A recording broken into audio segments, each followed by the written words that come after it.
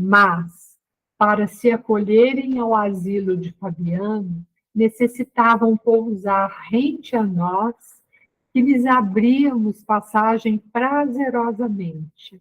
Entretanto, para alcançarem o átrio da instituição, eram compelidos à quebra da corrente de energias magnéticas recíprocas, mantendo-se de mãos separadas, e os recém-chegados, em sua maioria, desvencilhando-se involuntariamente uns dos outros, tombavam enfraquecidos após prolongado esforço, logo aos primeiros passos na região interna da casa transitória.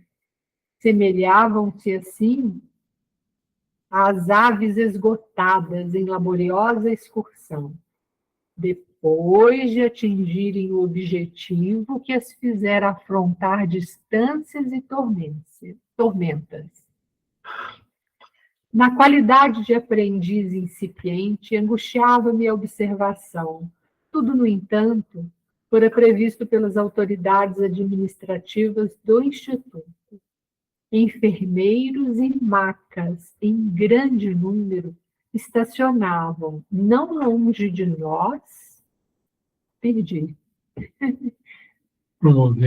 não longe de nós, promovendo socorros imediatos. Pequenos e admiráveis cordões de entidades, transformados interiormente pelos dolorosos banhos de pranto santificador, chegavam agora de todos os lados, e as hordas ferozes e irônicas, rodeadas de trevas, multiplicavam-se também em turbas compactas, ferindo-nos a audição com blasfêmias e injúrias contundentes. Entre os ingratos e rebelados, havia, contudo, criaturas que se mostravam aflitas e genuflexas. Tocavam-nos o coração fraterno, com os seus brados de socorro e amargurosas queixas, as quais, porém, não podíamos aliviar com qualquer benefício precipitado, em virtude da perigosa condição mental em que se mantinham, condição que lhes impunha sofrimentos reparadores. Vai ter que parar. Tem que parar. Mil perdões. Já deu 8 horas. Tudo bem. Então, parou aonde que... Qualquer, né? Olha isso. Vou abrir de novo, Eduardo. Só um minuto. Tá. Quase 4 horas difíceis se escoaram. Isso. Era lá. Quase Página 4 horas. 163. Quase 4 horas. Achou? Era lá. Quase 4 horas difíceis se escoaram. Peraí. É Quatro depois tá de com- suprimir. Não, mas quase... O 4 está com 4 horas e... Numeral escrito. 4 ou... Hã? Nominal. Nominal. Palavra. Nominal. Depois de sofrimentos reparadores, aí pontua, Tá bem. entra um novo parágrafo, quase 4 Isso. horas. Achou? Uhum. Achou? Achei sim. Beleza. Que coisa, hein? A descrição dele só quase 4 horas. Já tinham se Meu passado. amigo, é igual aqueles filmes de terror, né? É, que coisa, hein? Brincadeira. Muito bem. Então, nós vamos encerrar, né? E iniciar o próximo estudo. Eu vou fazer a prece de novo. Amado Mestre Jesus,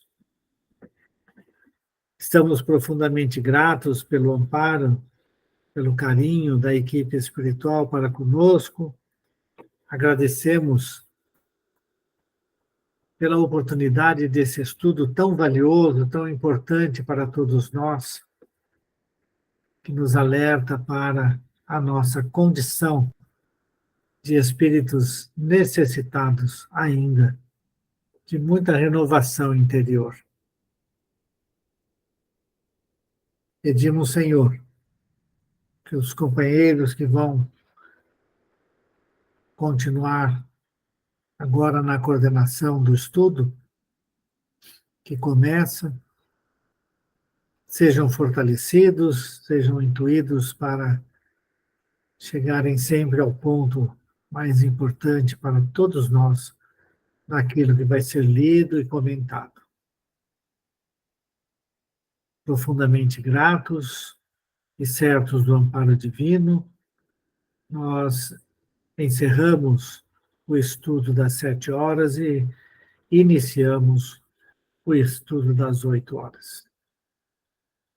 Profundamente gratos a Deus. Que assim seja.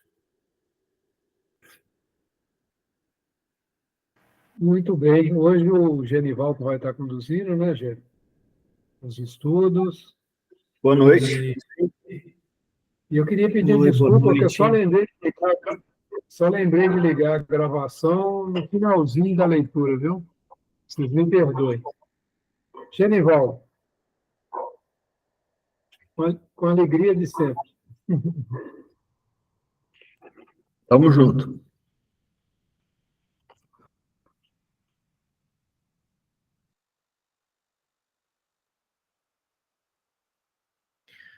Continuando, então, naquele capítulo 2, o medo da morte, né, que a gente já desenvolveu no último encontro, né, a partir do ponto 7 aqui.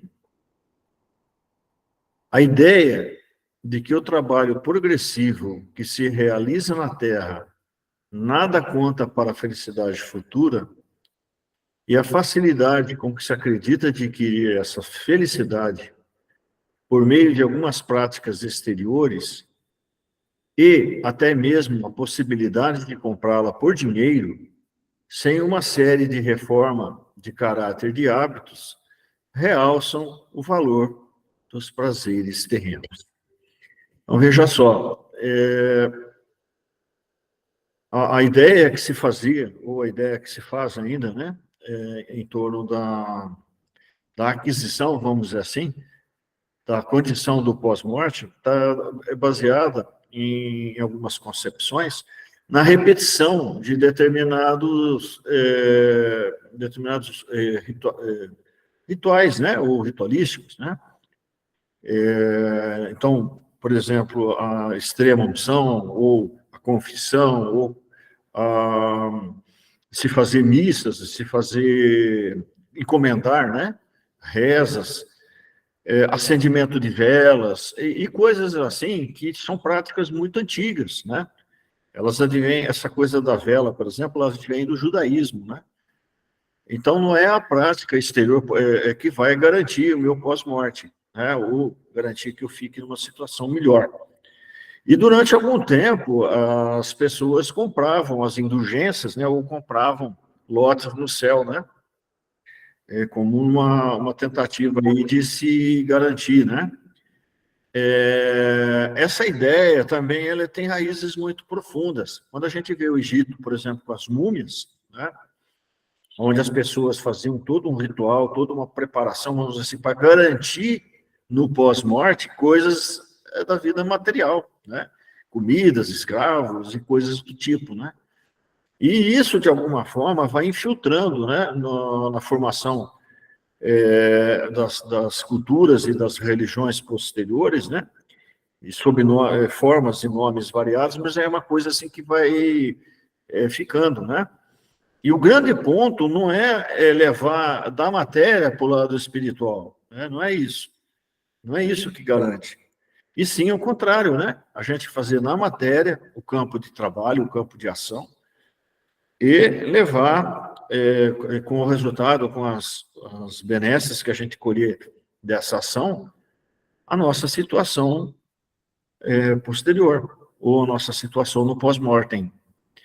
Agora, claro, né, não estou dizendo que não se justifica ou não devemos fazer orações, né, por aqueles que já se foram, né? Orações sinceras, né? não precisa se pagar por isso, fazer de coração mesmo. Porque é o que a gente tem no capítulo último do Evangelho, né? Preces intercessórias. Podemos e devemos ajudar quem está fazendo a viagem aí, né? Quem está nesse meio termo aí, nessa passagem. Então, o que diz aqui, reforma, né? A reforma, a modificação, tá? Isso sim que vai garantir a nossa melhora ou o nosso bem-estar, né? Depois. Eu vou lendo, se alguém tiver ou quiser colocar alguma colocação, ou quiser contribuir, gente, vocês ficam à vontade, tá?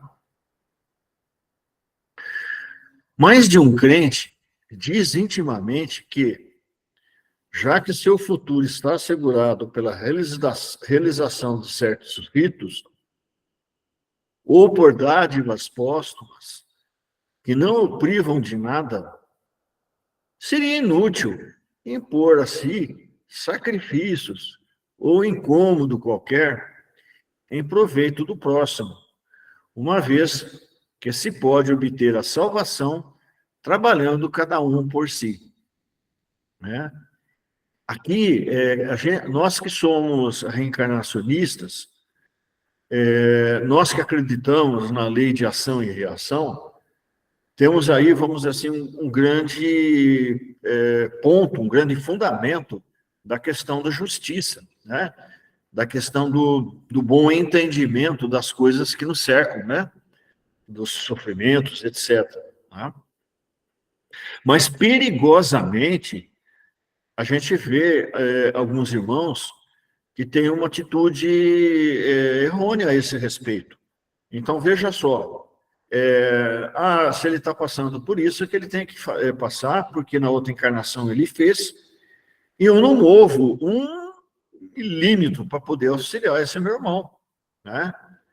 Seja numa catástrofe aí, numa enchente, ou seja lá na fome nos irmãos lá do norte, enfim, né?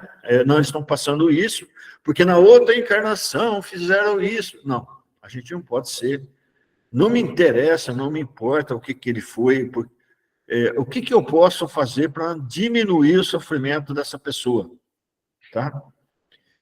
É interessante que os hindus, por exemplo, também acreditam na reencarnação e também abraçam a teoria da lei de ação e reação, com outra nomenclatura ou com outra forma de entendimento, mas eles também adotam. Só que olha que interessante, né? Eles estratificam a condição humana em castas. E mais, né? Congelado a situação de uma pessoa que está na casta dos párias, onde ele tem que ficar isolado, onde ele tem que sofrer, onde ele tem que ralar, né, naquela condição, porque ele é um pária, ele é um imundo, ele está pagando por coisas que ele fez no passado. Olha como que o entendimento errôneo, ao invés de favorecer a libertação, ao invés de favorecer um aumento da nossa capacidade de fraternidade, né, ela acaba nos engaiolando, vamos dizer assim, em convenções totalmente egoísticas, né? Aí se transforma nada mais do que em argumentos para não se fazer nada, ou para continuar orgulhoso, vaidoso, né? Então, assim, a natureza humana ela é bastante complicada, né? Continuando, então. Então, seria inútil, então, eu me colocar sacrifícios ou eu colocar, vamos dizer assim, limitadores nos meus impulsos, né? Então, vamos dizer assim, a gente vai ficando com esse argumento numa situação assim de ficar satisfeito, né, com o meu jeito de ser, ou com a justificativa, né, que é meu jeito de ser, e vamos em frente, né? Quando a gente reencarna, exatamente para se tornar uma pessoa melhor, para a gente fazer a retificação de comportamentos que nos tornaram infelizes em outras encarnações, né? Mas muito bem, continuando aqui, e esse termo salvação, né, a gente ouve toda hora nas religiões ocidentais. Eu quero a salvação, né? O cristão procura a sua salvação. O tempo inteiro, né? Essa terminologia, ela também tem um fundamento no pensamento hebraico, tá? Porque a ideia que se tem é que depois que você fizer a sua jornada, né?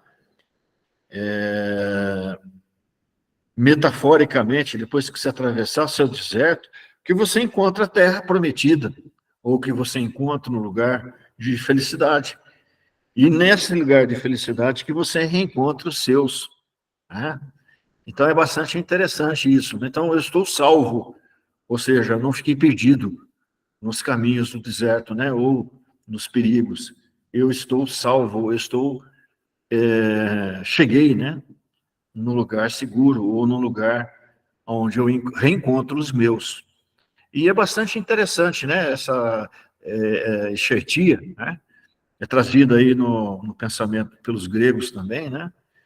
Que os gregos falavam que a gente morria, né? Tem um grande rio da morte, o rio Estíage, né? Onde o nosso ser, a nossa alma, o nosso fica ali boiando até que alguém nos salve daquele lugar, né? Ou, né? Que alguém garanta a passagem segura para o outro lado, né? Olha como que é interessante as ideias, né? Como que elas têm um fundamento, apesar de ser um pouquinho diferente na forma de explicar um e de outro, mas assim como que a ideia, né, de você se encontrar, você mesmo consigo mesmo se encontrar, né, ter essa serenidade para fazer essa passagem, né, e encontrar, né, com aqueles que são caros, né. E não tem essa ideia de cada um trabalhando por si, tá? Porque durante muito tempo as religiões, de uma certa forma, até o judaísmo mesmo, vem com esse lance de você lutar para você mesmo, né? Você salvar e é uma corrida, né? Até egoísta, né?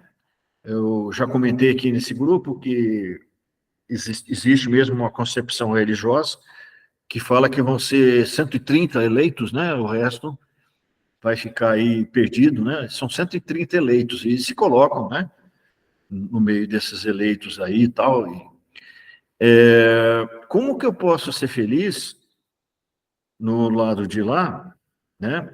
No banquete com Abraão, com Jacó, com todos os homens bons, se meu filho, a minha filha, ou a pessoa que eu gosto, outras pessoas, os meus amigos, que eu gosto tanto, estão em sofrimento lá do lado de fora. Como que eu posso ficar bem? Né? Como eu já falei antes, aquela música é impossível ser feliz sozinho, né? Não dá. A ideia de salvação, a ideia de... É um trabalho coletivo, é um trabalho conjunto. Né? Podemos virar? Alguém quer fazer algum comentário?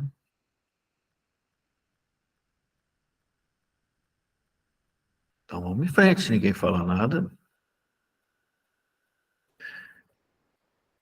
Seguramente, não é esse o pensamento de todos, porquanto existem grandes e belas exceções, mas, sem dúvida, representa o pensamento da maioria, principalmente das massas pouco esclarecidas. A gente não pode esquecer que essa ideia da gente começar a discutir, da gente começar a conversar, né? Da gente começar a pensar, né, nas coisas, inclusive da religião, é uma experiência recente. Não faz muito tempo que a gente começou com essa experiência. Porque até então, até os anos 1500, era proibido você pensar, você questionar, né? Você poderia ser condenado por isso, enfim, né? Então as pessoas aceitavam o pensamento que lhes era imposto, né? Ou que era trazido por aqueles que a quem a gente achava que estava mais dominando mais, né, o conhecimento das coisas religiosas, né? Só que muitas vezes essas pessoas que conheciam, ou que detinham o conhecimento das coisas religiosas, faziam de uma forma impositiva ou de uma forma traduzida em domínio, né? Por interesses aí materiais. Percebam que nós repetimos no cristianismo, chamado cristianismo, as mesmas tendências que a gente tinha quando éramos fariseus. Como que era o desenho dessa hierarquia no tempo de Jesus? Então, existiam os fariseus, que eram pessoas que detinham a leitura, detinham a escrita, né? Conheciam a lei, estudavam, né? E traduziam e explicavam para a grande massa, né? Das pessoas pouco esclarecidas. E aí, como é que eles faziam? Eles faziam de uma forma distorcida, né? De uma forma para ganhar dinheiro em cima, né? Tanto é que Jesus cansou de tratá-los como hipócritas, né?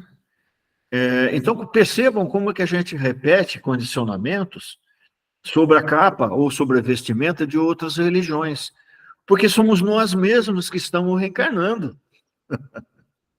E atualmente, a gente agora no século XXI, né? Agora aí, sob a égide da terceira revelação do Espiritismo, a gente não pode esquecer que nós ainda temos em nós os ecos dos fariseus de tempos passados, né? E se a gente não tomar cuidado, a gente começa de novo, né? Partir para discussão de querelas, de pontinhos, de pontos e vírgulas, e uma discussão caótica, né? E vamos esquecer de novo do trabalho que Jesus cansou de ensinar, acolher, ir em busca da multidão, ir atrás daqueles que estão em sofrimento, né? Esse é o nosso papel. Bom, então, assim, a grande massa, né? E ainda nos dias de hoje, no século XXI, também são dessa forma. Tá? Mais de uma pessoa, eu me prontifico a conversar sobre algum ponto, por exemplo, da doutrina espírita, e o camarada fala assim, não foi assim que o pastor me falou, né? E pronto, acabou. Ele não, ele falou, escuta, mas o que você pensa? O camarada fica perdidão, ele não tem capacidade de pensar por ele. Tá? E a ideia que se faz das condições para ser feliz no outro mundo alimenta o apego aos bens terrestres e, por conseguinte, o egoísmo. É interessante que existe até mesmo um pensamento dentro das chamadas religiões ocidentais que foi instituído, aí, principalmente dentro das ramificações nos Estados Unidos, dentro de um pensamento do Antigo Testamento, que dizia assim, se você ficar em conexão com Javé, né, ele vai te abençoar em bens, em cada vez mais riqueza, em cada vez mais domínio, né, em cada vez mais abundância, né? E aí, o que as pessoas pensam? Que isso aí é o aspecto material. Então, quanto mais rico, quanto mais cheio de bens essa pessoa ela tem, não importando os meios que ela obteve isso aí, mas ele estaria abençoado, né, por Javé, ou agora por Deus, né, a nossa forma de falar, e mais estaria dentro aí, vamos dizer assim, dos eleitos, né? Quando é um pensamento totalmente materializado, né? Olha como que é perigoso, né? A gente se deixar levar aí por essas formas de pensar, né? E aí a gente vê corrente de oração dos empresários, dos não sei o quê, e os caras vão caminhando cada vez mais para isso, né? e cada vez mais materializando o que é tentando, né, materializar o que é sagrado. E não tem jeito, né? É impossível. O que aquele ponto, né, que Jesus pediu, me dá uma moeda, né? Quando entregaram para ele, dá a César o que é de César e a Deus o que é de Deus. Não mistura em solo sagrado as coisas do mundo profano. E a gente não aprendeu. E aí impera o quê? Impera o egoísmo, né? A gente vai reacendendo aquilo que a gente já tem de muito tempo, que a gente precisa trabalhar, né? Que é o egoísmo. Pode virar? Ninguém falar nada, eu vou em frente. A Nilza está com a carinha de quem quer perguntar, mas não quer perguntar nada. Não pergunta nada, eu vou aqui, ó. Nota 27. A Cláudia quer falar? A Cláudia só dá umas risadas de vez em quando. Muito Ô, bem. Genivaldo. Mas é interessante essa dificuldade que nós temos, né, de entender que a evolução se faz de forma coletiva, né? Então, esse é o grande trabalho, porque nós estamos todos interligados. A gente está aqui, por exemplo, quantas pessoas estão trabalhando para a gente estar aqui, né? Para poder manter a internet funcionando, os que produziram esses equipamentos, né? A luz que está fornecendo energia, né? Energia que vem até nós. A alimentação que nós fizemos hoje, quantas pessoas trabalharam para trazer isso? Então, como que a gente consegue ser feliz se isolando, né? Ou buscando a própria evolução e não olhando ao lado, né? Eu acho isso uma reflexão é bastante, é bastante interessante, né? E quando a gente olha para os nossos irmãos que têm uma visão mais materialista e tudo, a gente tem que estar realmente assim de coração aberto, né? Quando vier uma necessidade de amparar e tudo, a gente está pronto também e ouvi-los também, né? Com respeito, com carinho, porque esse é um processo de interação, né? Não de imposição. Eu acho assim a doutrina espírita, ela traz para a gente um conceito que eu acho muito importante, que ela não é a doutrina da multidão, é a doutrina do coração a coração, né? Então, a gente abrindo um espaço para que a gente possa trocar, né, ideias, conversar, mesmo com aqueles que ainda têm essa visão, né? Mas, através do diálogo, com certeza vai se abrindo, vamos dizer assim, vai dando aquele mosquitinho, né? Será? Né? É muito interessante. O método da filosofia, né? Porque quando você começa, você perceba que a criança, logo que ela começa ela domina a voz, ela domina a conversa, ela entra na fase dos porquês, não é? E a gente só aborrece com isso. E a gente devia fazer isso o tempo inteiro, porque cada vez que você responde um porquê, você força de novo a você rever, né, seus conceitos, né? Bendita filosofia. Só que a gente fecha no pensamento pronto, né? E tem preguiça, né? E acaba ficando intolerante, né? Com a juventude que vem vindo, e o papel da juventude é exatamente trazer aí uma energia nova, né? Uma renovação nesse edifício, né? A gente tem que estar sempre aí com os porquês, né? Sempre conversando, compreendendo.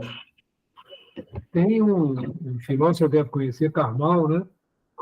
E que ele se diz, né, ateu e tudo. Eu tenho visto as palestras dele, que eu acho uma pessoa muito inteligente, é um conhecedor das tradições religiosas com profundidade. Ele, e ele diz que o que levou ele ao ateísmo foi o estudo. né? E eu tenho ouvido, né, e, inclusive, assim, os espíritas ficam provocando ele, por que ele não se torna espírita, né? Eu achei interessante, eu fui ouvir esse debate dele, né, até um desabafo dele, que ele foi responder a algumas pessoas que o criticaram lá na palestra que ele fez por ser ateu. Eu acho que vale a pena ver, para a gente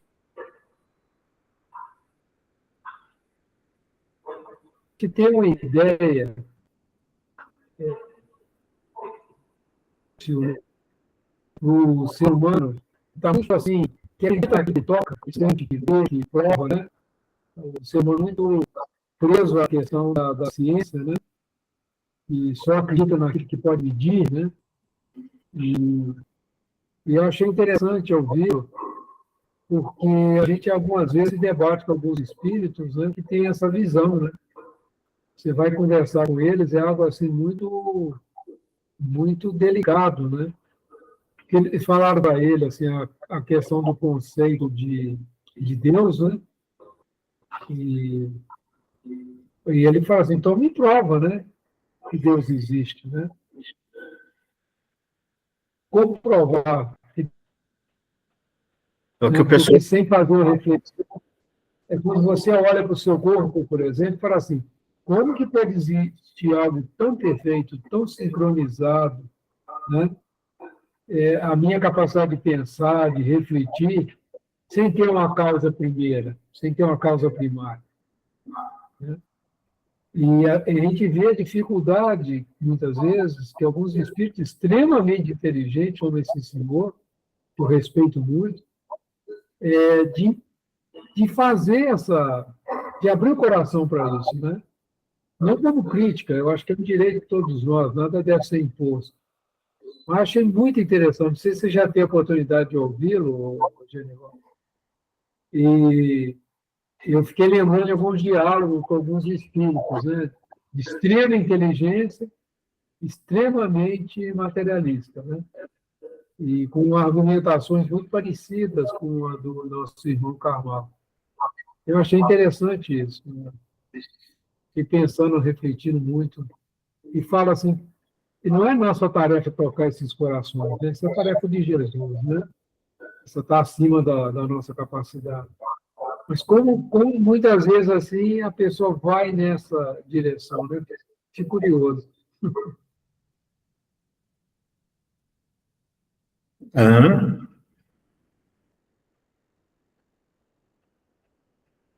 Ou mais um pontinho? Então, Vamos lá, Gênesis. nota 27. Os dogmas religiosos, dogmas, só pegando a tradução do grego, né? Dogma é algo que é formatado, né? É algo que você tem que acreditar, é algo que forma, vamos dizer assim, um pensamento, né? Os dogmas religiosos estabelecem o princípio de heteronomia. O que é isso? Ou a sujeição a uma lei exterior com vistas à recompensa.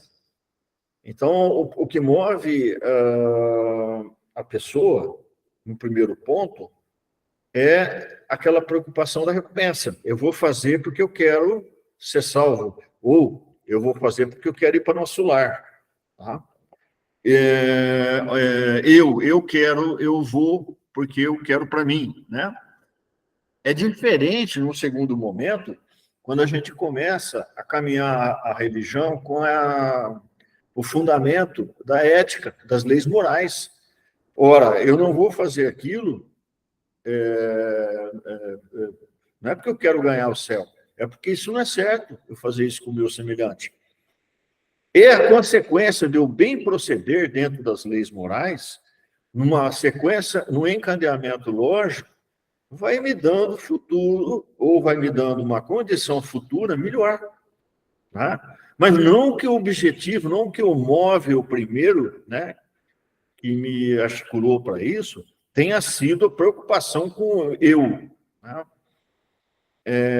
Então, a ética, vamos dizer assim, no amadurecimento do princípio religioso, ele começa a ter mais peso, ou tendo mais, vamos dizer assim, enfoque, né? Do que essa preocupação aí com a salvação ou com a recompensa. E o princípio ético basilar, né? Sócrates nos trouxe, né? Fazer ao outro aquilo que você quer que faça para você. Tá? Quando você estiver em dúvida, pergunte para você mesmo se aquilo que você está querendo fazer para o camarada, que é seu vizinho, você ia gostar que fizesse para você. Isso é ética. Né? É ética na prática. Então, o que movia as pessoas a ter esse comportamento era o medo, né? Ou pensando na recompensa, e mais, né? Se você não fizesse, você tinha pena do castigo, se não fosse submisso. Né? Então, é mesmo uma lavagem cerebral aí que prevaleceu por muito tempo, né? A pessoa tinha que ser submisso. O que é submeter-se? É você não discutir, é você não levantar sequer o olhar, né? Para o seu interlocutor, não é assim, né? É claro que tem que ter o respeito, né? Tem que ter, vamos dizer assim, cuidado, né? Mas não tem que ser submisso, pelo contrário, tem que ser amigo, tem que ser de igual para igual. Né? A religião, ela é uma avenida de mão dupla. Eu exteriorizo, eu dou aquilo que eu tenho e recebo em contrapartida. E esse movimento é que vai fazendo o meu engrandecimento. Eu começo a compreender e sentir cada vez mais esse fluxo. Né?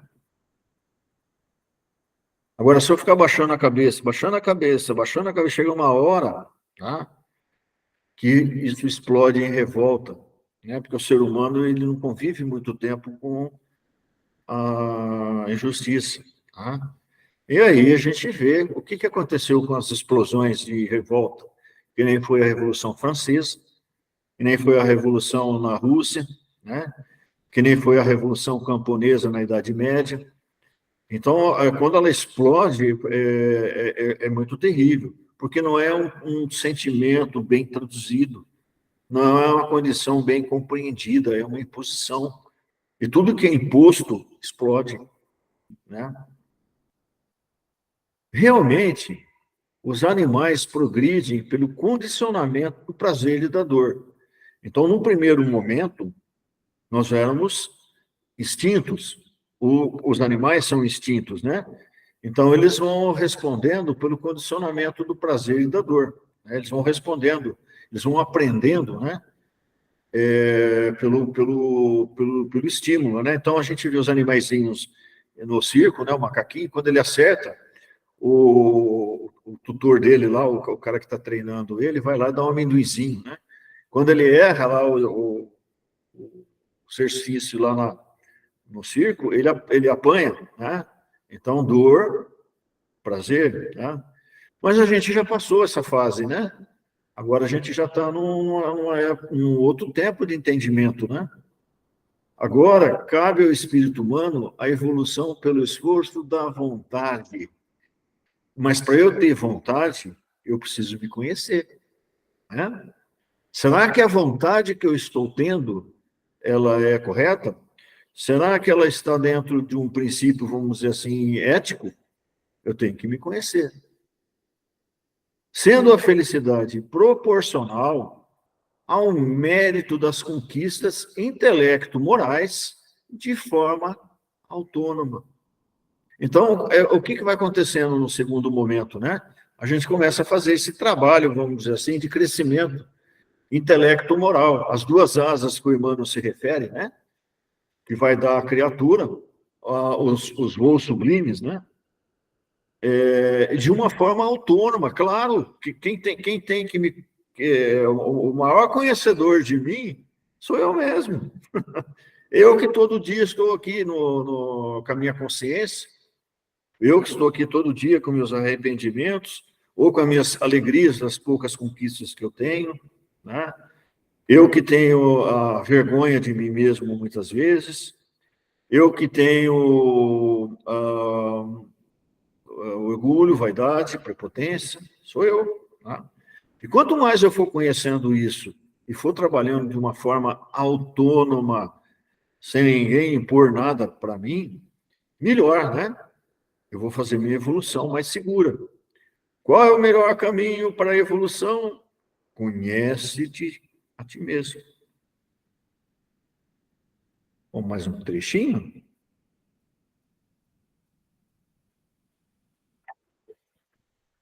Marinês. Desculpa, Gê, eu quase não estou ouvindo a tua voz.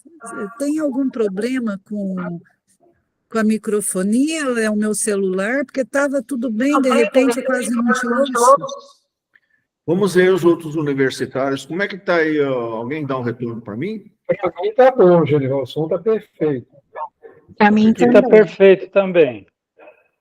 Para mim Oi, também. Inês. Inês, Então eu acho- vou sair e entrar de novo. Tá. Por favor. Mais um trechinho?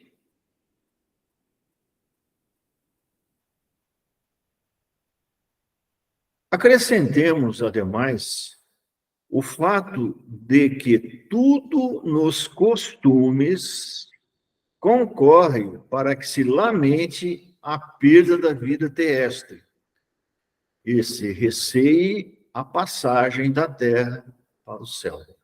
Vamos digerir esse pedacinho aqui. O que é, em primeiro lugar, costumes? Tá?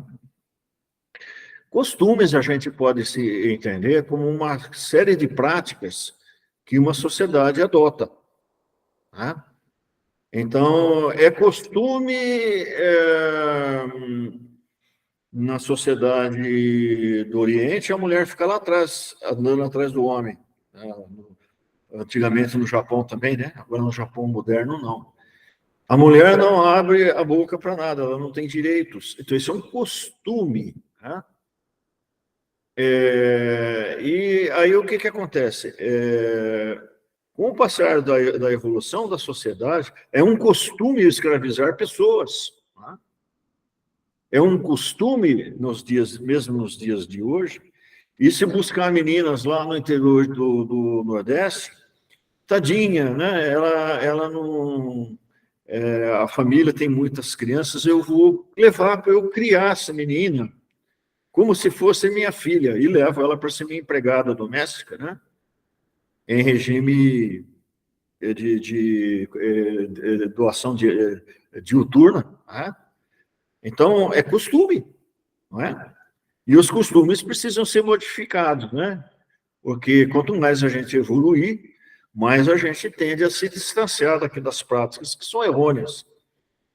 E aí, por que se lamenta, né, a perda da vida terrestre? É quando a gente se apegou em determinados costumes que justamente nos levaram a conduzir aí uma vida desregrada ou uma vida de forma não ética. Né? A escravidão, por exemplo. Tá? E se receie a passagem da terra para o céu. Sim, com certeza. Tá? Porque eu fui em Salvador e conheci a igreja de São Francisco. E o Cicerone falou assim para mim, olha, essa igreja aqui tem mais ouro que lá em Minas Gerais. Ela tem não sei quantas toneladas, estão esculpidas e não sei o que, que legal, né?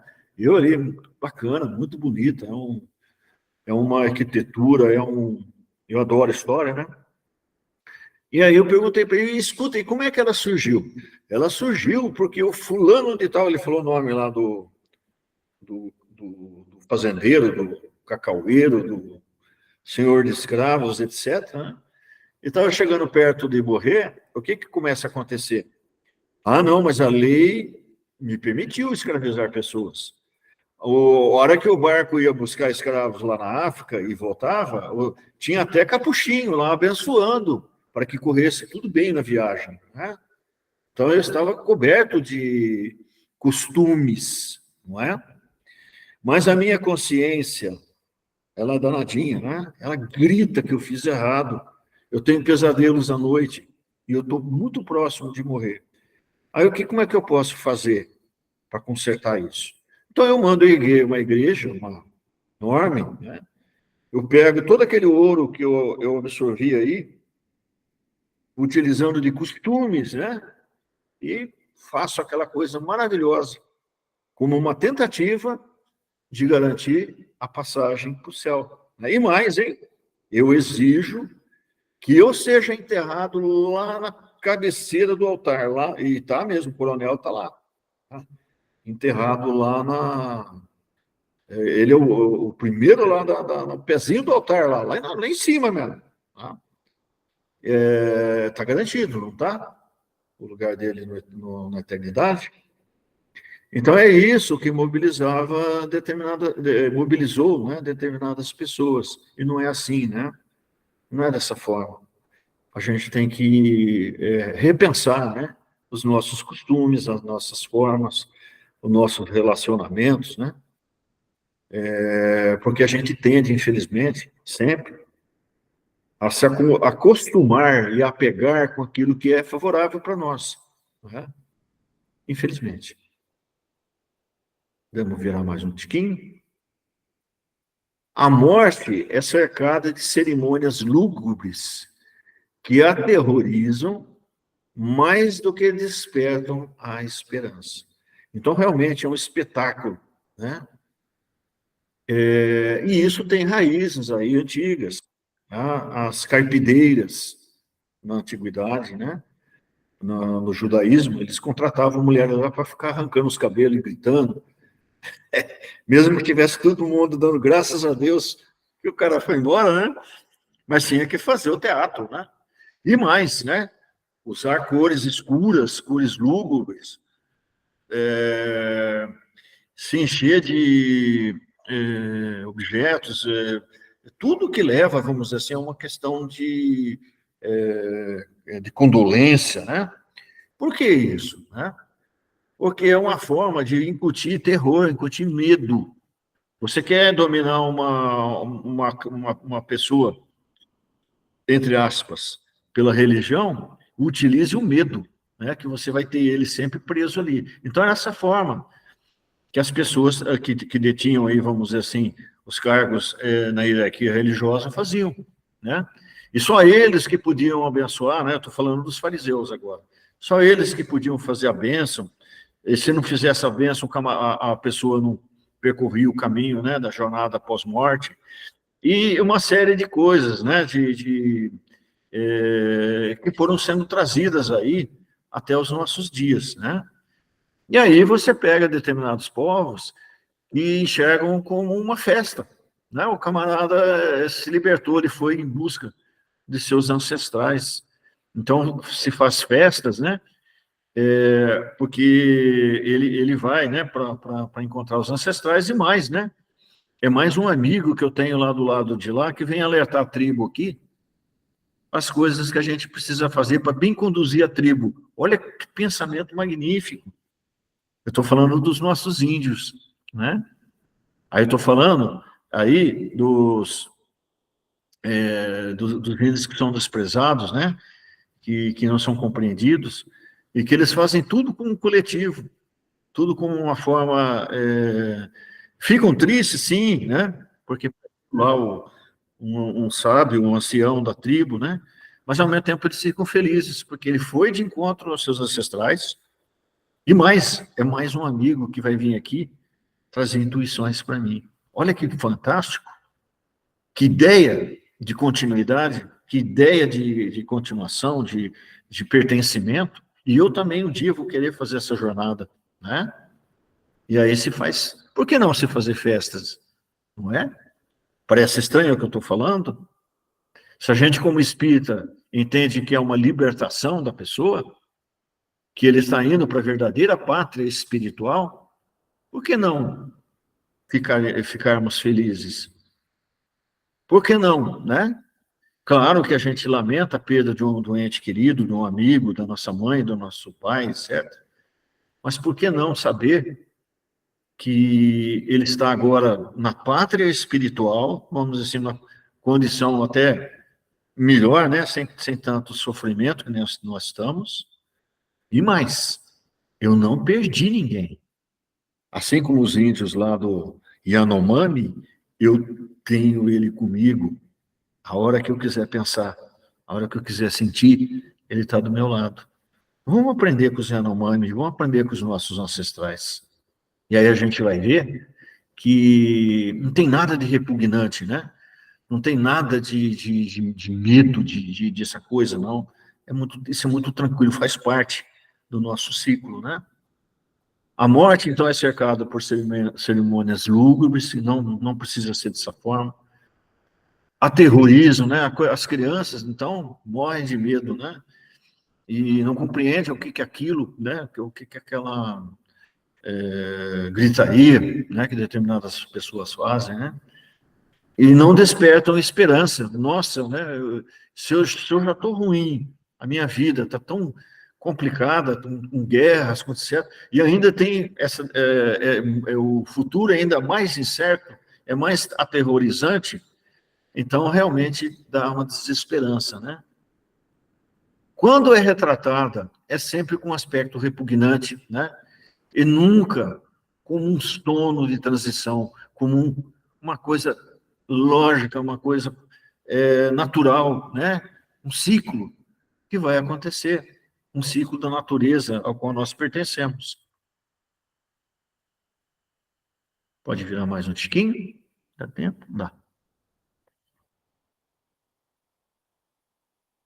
Todos esses símbolos lembram a destruição do corpo, mostrando o monstruoso e descarnado.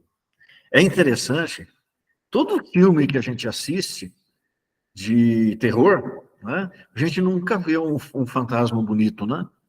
Geralmente ele é daquele jeito terrível, Walking Dead, né? Fica aquilo, né? A gente nunca passa uma imagem, vamos dizer assim, os fantasmas arrastando correntes. É uma coisa assim tétrica, né? E aí vem o pessoal desenhando o Gasparzinho, por exemplo, trazendo um fantasminha, camarada. Olha que legal, né? Olha que repaginada, né? Um fantasminha que quer fazer amigos. E não é assim, né? A gente não quer fazer cada vez mais amigos, aumentar cada vez mais a nossa parentela espiritual. Então, se eu pensar num fantasminha, né, eu quero pensar aí dessa forma, né? O corpo vai destruir, vai se decompor? Vai, mas isso faz parte. O meu foco não está no corpo, o meu foco está no espírito. Nenhuma simboliza a alma se desprendendo radiosa de seus laços terrestres. Na Páscoa, então, é mais terrível ainda, né? Começa na sexta-feira e crucifica o Cristo de novo e reproduz espetáculos teatrais aí com o Cristo de novo apanhando e crucificando de novo e martelando essa ideia, né? E aí começa, agora não é mais cartões que nem era antigamente, né? Agora são mensagens pelo Zap, né? E aí começa. Ele morreu por nós, isso que, nossa, parece notícias populares, né? Difícil você ver uma mensagem dizendo assim, ó, o espírito venceu a matéria, o amor venceu, né? Um ciclo de luz, né? Que se abre a Páscoa, né? O renascimento, Páscoa é passagem, né? É isso o significado, né? É você vencer aí o caminho os caminhos da dificuldade, né? E ressurgir, refugir, né? Então é essa forma que a gente tem que pensar e não ficar, porque quanto mais a gente se apegar nessa ideia de corpo em decomposição, de sofrimento, né? Mais tempo a gente vai demorar na transição ou mais tempo a gente vai demorar no umbral, que umbral, se a gente viu o significado no dicionário, ele nada mais significa do que passagem. Eu vou demorar quanto tempo nessa passagem? Né? Eu vou demorar tanto quanto tempo eu colocar força, colocar idealização, colocar preocupação em algo que já foi, em algo que já passou. Por que não, então, focar a liberdade do espírito? Luz, quero luz.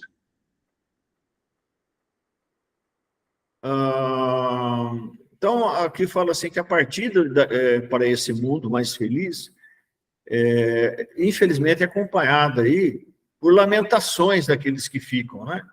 Às vezes, mal cumprimenta a pessoa, mal vai visitar, né? Vai levando a vida aí nessa correria de ganhar dinheiro, aí morre, fica aquela gritaria, né? Por que não demonstrou amor enquanto estava aqui? Né? Quer mostrar para as outras pessoas? O que é isso, né? Como se tivesse acontecido a maior tragédia para aqueles que se vão. E é um ciclo, como eu falei, que está se fechando, né? E isso traz algum benefício para a pessoa, essa gritaria? Não, o espírito está ouvindo tudo, ele fica agoniado com essa energia, né? Que é mal orientada, né? Ele ficaria muito mais feliz se as pessoas fizessem preces, né? De coração, né? E essas preces, essa vibração, essa sustentação, vai dar força para a equipe espiritual que está fazendo.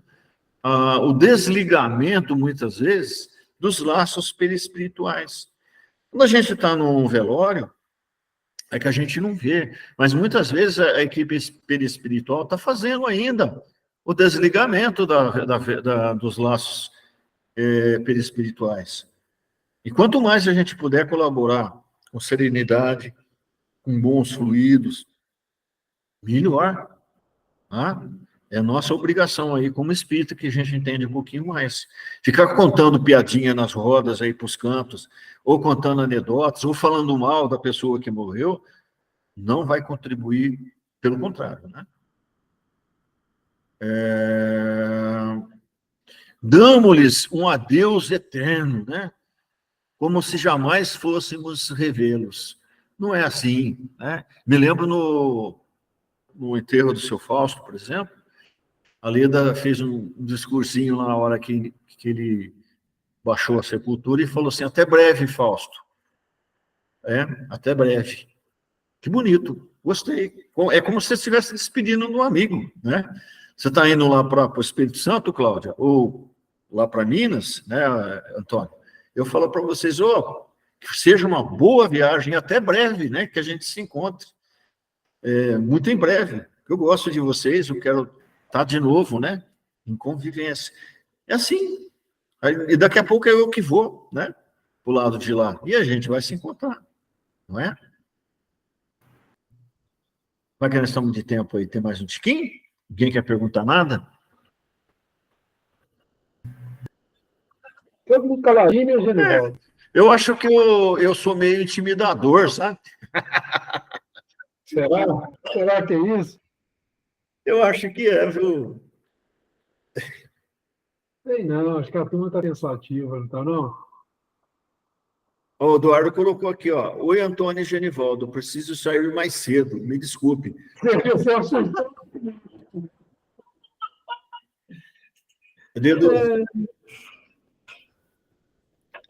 Desculpa, mas eu preciso Mas é mesmo. interessante isso, né, Genivaldo? Nós estamos brincando, né?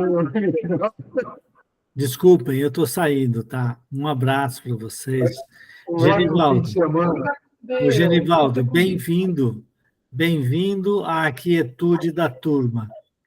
Eu fico exatamente do mesmo jeito que você. Você fala, pergunta e ninguém, ó. Então, um abraço para vocês, tá? Uma boa noite. Boa noite. Boa Tchau. noite, Eduardo. Bom fim de semana. É que nós tem juízo, bem, nós tem juízo. Abrir a boca para falar abobrinha, melhor nós só escutar quem sabe. Não tem por que falar abobrinha. Todo mundo, mesmo que fale abobrinha, de repente da abobrinha a gente faz um jantar gostoso, hein? Faz um doce. Tá até doce, dá para fazer. Tchau para vocês, gente. Tchau. Até mais. Então vamos mais um tiquinho.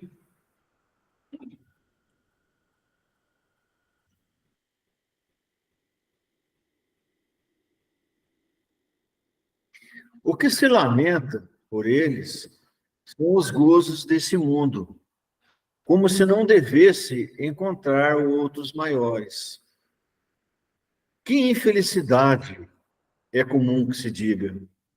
Morrer quando se é jovem, rico, feliz, tendo diante de si um futuro brilhante. Eu me lembro que, há pouco tempo atrás, eu fui no velório de um amigo meu, né? A gente ralou no banco, e ralar em banco é duro, hein? É mesmo uma carreira assim complicada. Então. E ele morreu muito novo, ele aposentou, não gozou nem 5 anos de aposentadoria e faleceu, né? E aí os colegas em volta lá dizendo, né? Coitado, agora que ele ia aproveitar um tiquinho, né? Ficou livre daquela escravidão do serviço e tal. Morreu, né? Ele podia viajar, podia não sei o quê. Agora é que ele vai poder viajar, ele não tem a matéria atrapalhando, né? Então, se a gente pensar com as coisas que a espiritualidade nos ensina, nos traz, a gente vai vendo como que realmente é isso. A gente lamenta que ele perdeu as coisas que são terrenas, né? Juventude, agora ele é jovem, morreu muito novo, morreu jovem, né? A minha irmã, por exemplo, morreu aí muito jovem, meu pai morreu muito jovem, meu avô com 30 anos. Mas o que é, né? O que é ser jovem, né? Se nós somos eternos, não é verdade? Eu estou pegando um pontinho de agora, né? Rico. Agora que ele aposentou, que ele estava com a carteira cheia, né? Que estudou os filhos, fizeram faculdade, agora que está sobrando um troquinho. Mas é esse o ponto que a gente tanto se preocupa? É riqueza, é estar com dinheiro, né? E tem diante de si um futuro brilhante, né? Eu já ouvi essa expressão de meninos assim que morreram, acabaram de se formar, né? O menino pega o carro aí no fim de semana na estrada aí e extrapola a velocidade. 1 ano depois de formado, ralou tanto na faculdade, né? A se formar engenheiro lá, é duro formar em engenharia. Cálculo 1, cálculo 2, né, Antônio? E o danadinho, 1 ano depois, morreu, né? E a pessoa fala, um futuro brilhante que ele tinha, e ele perdeu. Diz que ele não pode chegar no plano espiritual e continuar como engenheiro lá, fazendo construções no nosso lar, não é? Olha como a nossa visão é tudo, a gente olha sempre, o nosso prisma é sempre aqui no mundo material, e não é. A Inês levantou a mão. Fala, Inês. Eu lembrei de uma coisa. Acontece que se a gente também tivesse assim tanta certeza que vai ficar tudo bem, né, quando desencarnar, e a gente se desprende rápido das coisas ruins que a gente tem por aqui, porque boas não são muitas, mas tem bastante coisa ruim, né? Então a gente ia ter muita pressa de ir embora. Talvez isso seja até parte do instinto de conservação, essa relutância em aceitar a morte. É como se estivesse se protegendo, né? Vamos ficar mais, apesar de que não está bom, mas é melhor aqui, né? Eu estou acostumado com o que eu estou aqui, eu não sei, o lado de lá é desconhecido, né? Se a gente tivesse tanta certeza que ia ficar tudo bem, que a gente ia ficar numa situação favorável, né? Você pode ter certeza que acabava deixando de viver a vida material e de fazer aquilo que se comprometeu. Eu digo por experiência própria, quando eu conheci a doutrina, né? E eu morava em São Paulo, então eu conheci a Federação Espírita. Então, por 6 anos, eu frequentei lá. Então, eu passava periodicamente pelas entrevistas, né, e por tratamentos, e era constante eles me mandarem parar um pouco de ler sobre a vida espiritual e me concentrar um pouco mais na vida material, porque eu tenho a tendência, né, eu estava com a tendência de viver mais para a parte espiritual do que para a material. Então, ele não pode. Nós recomendamos que você cesse Eu lia 2 livros por semana, gente. Eu estudava e trabalhava. E estudava o livro dos Espíritos, que eu li numa semana. Eu li o livro dos Espíritos de capa a capa, fora o Evangelho, fora os outros. Então, você imagina, né? Para a cabeça de quem já não é muito equilibrado, aquilo estava fazendo uma ação contrária, porque estava tirando o foco da necessidade de viver as experiências na sociedade. Eu me afastei de tudo. Eu não queria, não importava para mim, entendeu? Então tem esse lado também, a falta do equilíbrio entre as coisas, né? E acaba interpretando errado o que a doutrina ensina, que aconteceu muito comigo. Equilíbrio sempre, né? Bom, É. nosso tempo, infelizmente, esgotou-se. Eu vou pedir para o Antônio fazer a prece final, Antônio. Eu vou fazer as suas considerações finais.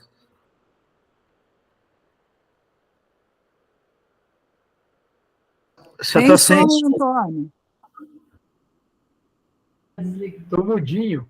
Então, vamos lá, né, pessoal? Vamos unir nossos pensamentos e agradecer a Jesus, a essa equipe espiritual que permite que a gente faça essas reflexões.